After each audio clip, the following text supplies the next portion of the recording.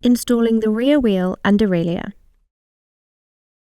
To do this, you will need a track pump, some grease, a rag, a 2mm hex key, a 5mm hex key, torque wrenches between 2 and 40 Nm with a 5mm hex key attachment and a T25 Torx key attachment, a Shimano cassette lock ring tool TL-LR10 with a socket attachment for the torque wrench, a Shimano Di2 tool TL-EW300 and a 10mm spanner. The parts you need are the rear wheel, which comes with the inner tube, tyre, brake rotor and cassette pre-assembled.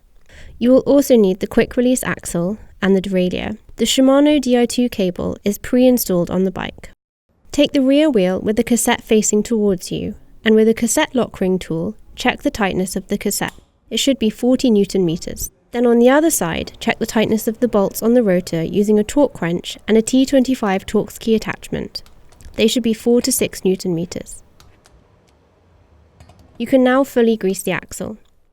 Place the axle through the hub with the lever on the rotor side and loosely screw on the nut. Bring the rear wheel into the dropouts as high as it will go, making sure that the Shimano Di2 cable and brake hose are well out of the way and not caught between the wheel and the frame or anything else. They will be assembled later. With the lever open, screw the nut tight, then close the lever. It should leave an imprint on your palm. Wipe away any excess grease. Check the recommended tyre pressure on the sidewall of the tyre and inflate using a track pump. Next, take the derailleur and grease the bolt, taking note of the tabs and fitting them into place on the dropout.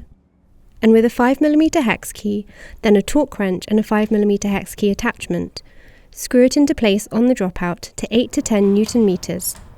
Now you can install the Shimano Di2 cable. You must use the Shimano Di2 tool to do this, otherwise the cable can become damaged.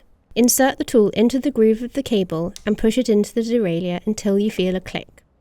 Then cover with the dust cover using your hands. Loosen the cable holder using a 2mm hex key. Then gently push the excess cable into the frame. There shouldn't be any resistance. If there is, keep gently pushing and pulling until the excess goes in.